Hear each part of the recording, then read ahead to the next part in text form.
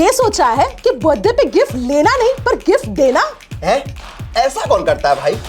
Text book इतने सारे government exams और इन सब के सुपर कोचिंग पे अप टू 90% ऑफ। पास सिर्फ 349 और पास प्रो 399। तो भाई वेट किस चीज का कर रहे हैं? जल्दी से अपना गिफ्ट क्लेम करते हैं। आप भी अपना गिफ्ट क्लेम कीजिए।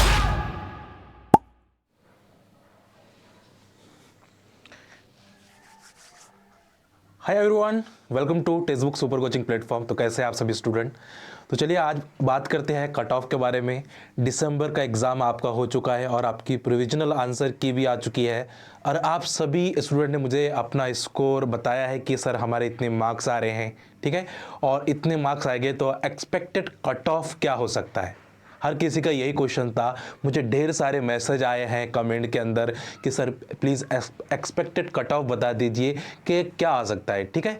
तो आप लोगों को ही एनालाइज करके, क्योंकि मुझे 100 से ज़्यादा कमेंट्स आ चुके थे, तो मैंने उन्हीं को एनालाइज किया है कि कितने मार्क्स आए हैं, ठीक है, और उसकी बेस पर हमने देखा है कि स्टूडेंट ने किस टाइप से परफॉर्म किया है, ठीक है।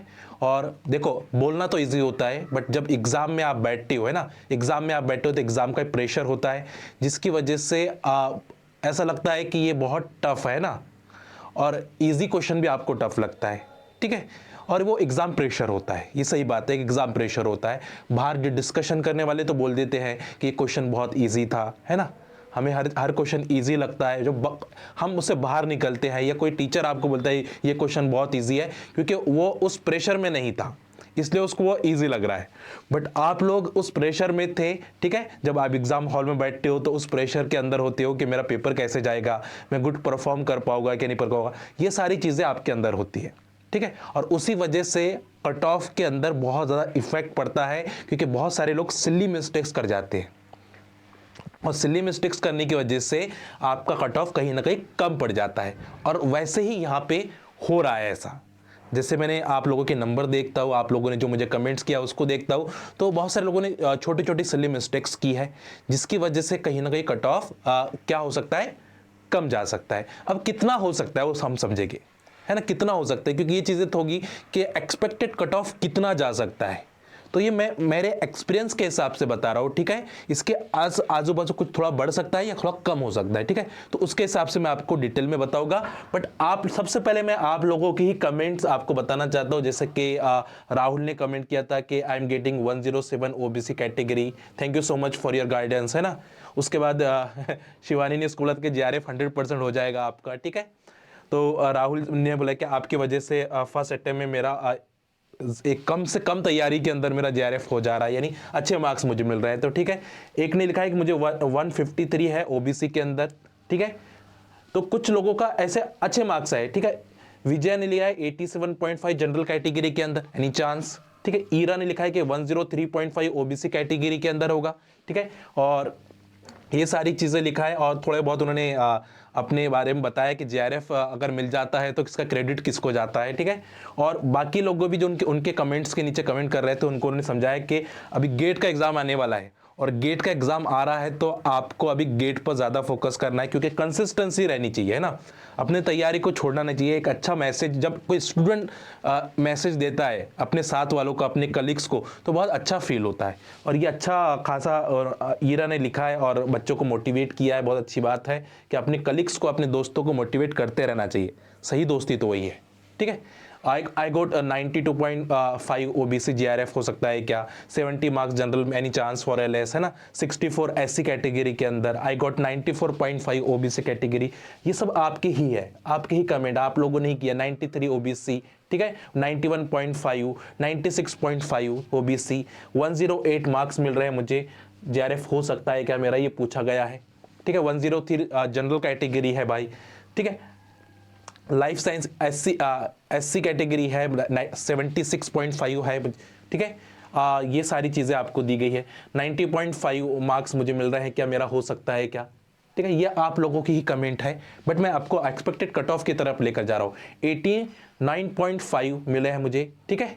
उसके बाद CSR क्या आंसर कहाँ से आएगा, ठीक है, ये तो चलो कोई आगे। 96.5 EWS कैटेगरी है, 96 आए EWS JRF मिल सकता है क्या, ठीक है। तो ये सब आप लोगों ने बहुत सारी कमेंट की है, मैंने उसमें से कुछ सिलेक्टेड कमेंट्स उठा के यहाँ पे आपको बता रहा हूँ, ठीक है। 96.5, ठीक है। 120 जनरल एनी चांस, ठीक है। 50 मार्क्स है एलएस एसटी कैटेगरी में हो सकता है क्या, एसटी के अंदर है ना, एसटी कैटेगरी से बिलोंग कर रहे हैं, मुझे 50 मार्क्स है मेरा, हो सकता है क्या, किशोर कह रहे हैं, ठीक है। विद्याराज कह रहे हैं 97 मार्क्स है मेरा, ओबीसी में क्या रिजल्ट कैसे आएगा, ठीक है। ये सारी उसके नीचे बहुत सारे लोगों ने कमेंट भी किया है, ठीक है। चलिए कोई 113.5 जनरल कैटेगरी है, ईडब्ल्यूएस के अंदर आ रहे हैं क्या, सुमैया खान कह रहे हैं, ठीक है, सुमैया खान।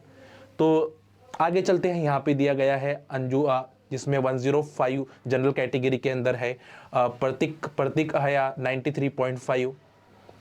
उसके बाद सानिया है जिसने 98 है बोला है, ठीक है। 108 ओबीसी कहा गया है। ये सारे कमेंट्स आप लोगों ने किया। 100 जनरल कैटेगरी, 101 जनरल कैटेगरी, ठीक है।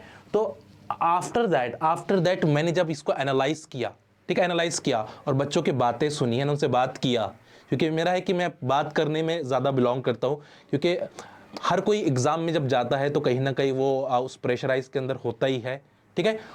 हर किसी की बात है, ठीक है। जो ये सब जितने भी बताइए पढ़ने वाले हैं और डेली क्लासेस मास्टर क्लास में आने वाले हैं, पेड क्लासेस के अंदर आने वाले हैं, यूट्यूब सेशन के अंदर डेली क्लासेस में आने वाला है, और ऑलरेडी आप लोगों की कमेंट मैं बता रहा हूँ। तो जनरल कैटेगरी का जो जनरल कैटेगरी का जो कट ऑफ जाएगा मार्क्स के हिसाब से बता रहा हूँ, जेआरएफ के लिए 103 से 105 के बीच में आपको देखने के लिए मिलेगा जनरल कैटेगरी के अंदर, ठीक है।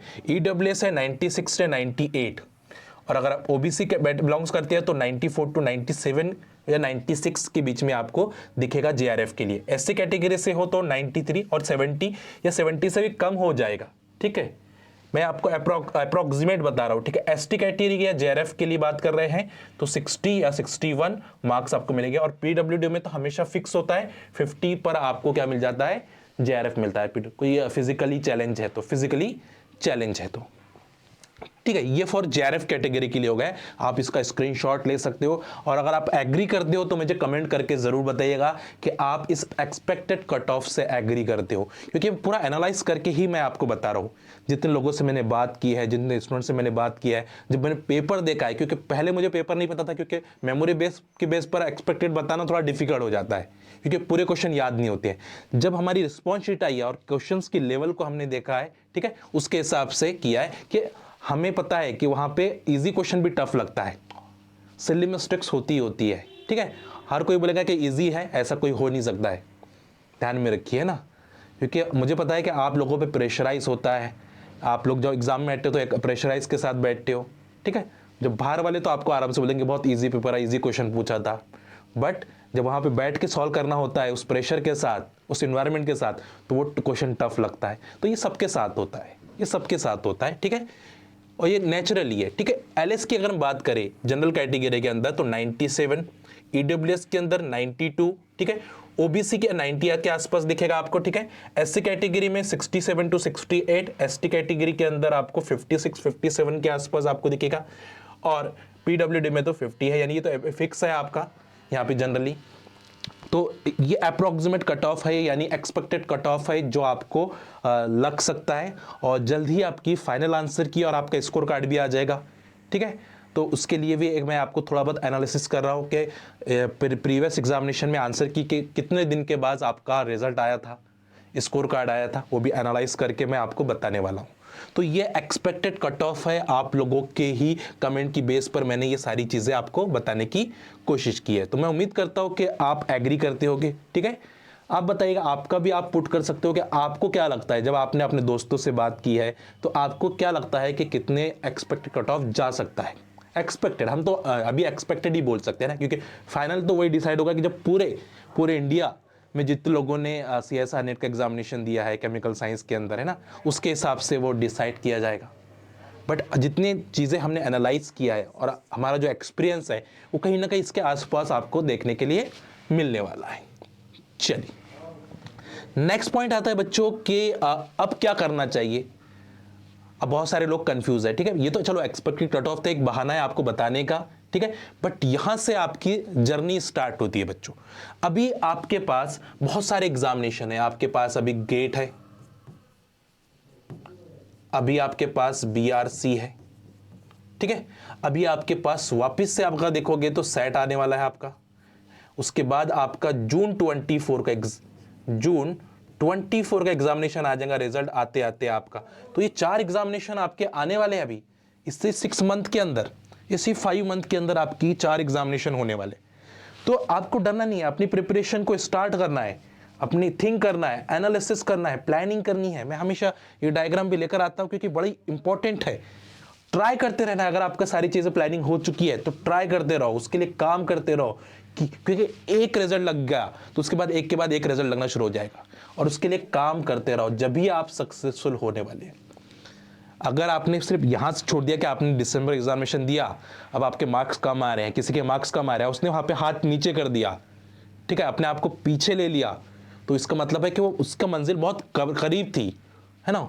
वो जब रिजल्ट के पास पहुंच चुका था, अब वहां से उसने पीछे कदम ले लिया, तो ये हमेशा अफसोस कराएगा आपको, अफसोस कराएगा। बस आप अपने मंजिल के पास हो, बस अब थोड़ा आगे बढ़ना है, थोड़ा आगे बढ़ना है, और थोड़ा आगे बढ़ के अपने मंजिल को आपको पाना है, अपनी मंजिल को। बिल्कुल, तो आप बहुत नियर हो बच्चों। आपके अगर 80 मार्क्स आ रहे हैं, किसी के 85 मार्क्स आ रहे हैं, किसी के 87 मार्क्स आ रहे हैं, किसी के 70+ मार्क्स आ रहे हैं, तो बहुत नियर है अपने रिजल्ट के लिए। जून 24 की प्रिपरेशन को स्टार्ट कर दो। जो मिस्टेक्स आपने यहाँ पे की है, जो मिस्टेक्स आपने प्रीवियस एग्जामिनेशन में की है, उसको एनालाइज करो बच्चों।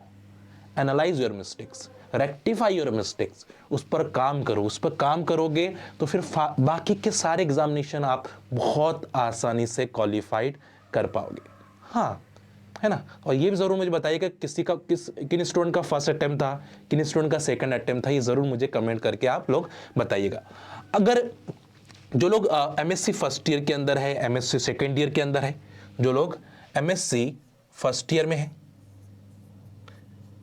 MSc सेकेंड ईयर के अंदर है, ठीक है, या फिर वो पास आउट है, तो वो लोग कितने एग्जामिनेशन को टारगेट कर सकते हैं? मैंने बोला गेट है आपके पास जो आने वाला है, गेट, आपके पास सेट, आपके पास नेट, ठीक है, BRC, ये सारे एग्जामिनेशन आपके होने वाले हैं। और इसी के लिए हमने एक स्पेसिफिक बैच लॉन्च की है बच्चों, जिसको नेट प्रो बैच के नाम से हम बोला है, नेट प्रो बैच, है ना। और इसके अंदर हम ये सारी चीज़ों को करवाएंगे। MSc first year student enrol कर सकता है 1 ईयर के लिए, ठीक है। MSc सेकेंड ईयर स्टूडेंट जो हो गया और या MSc पास स्टूडेंट हो गए, वो 6 मंथ के लिए इनरोल कर सकते हैं, उसका 6 मंथ का सब्सक्रिप्शन ले सकते हैं, जो स्टार्ट हो रहा है 11 जैन से बच्चों। 11 जैन से आपके लेक्चर स्टार्ट हो गए। 10 जैन को ओरिएंटेशन सेशन होने वाला है।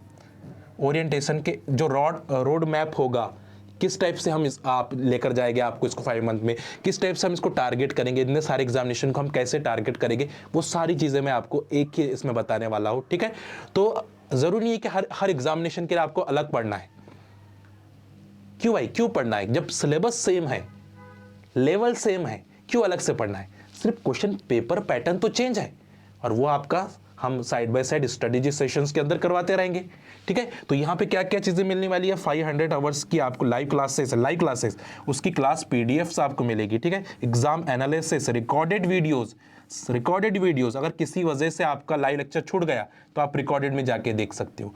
टेस्ट सीरीज, मॉक टेस्ट, है ना, प्रैक्टिस क्वेश्चंस और स्ट्रैटेजी सेशन, ये सारी चीज़ें आपकी लाइव और प्रोवाइड की जा रही है, ठीक है। और लाइव के साथ रिकॉर्डेड भी आपको मिलेगा, उसी लेक्चर्स का रिकॉर्डिंग आपको मिलेगा।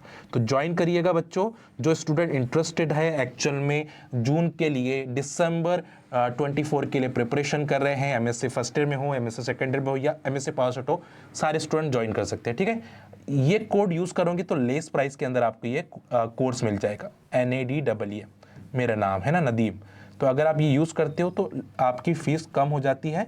आप ये डालिएगा जहाँ पे कूपन कोड वर्ड यूज़ होता है, ठीक है। थोड़ी इन्फॉर्मेशन, और मैं उम्मीद करता हूँ कि आप लोगों ने बहुत अच्छे से मेहनत की है। अभी हमें और मेहनत करनी है।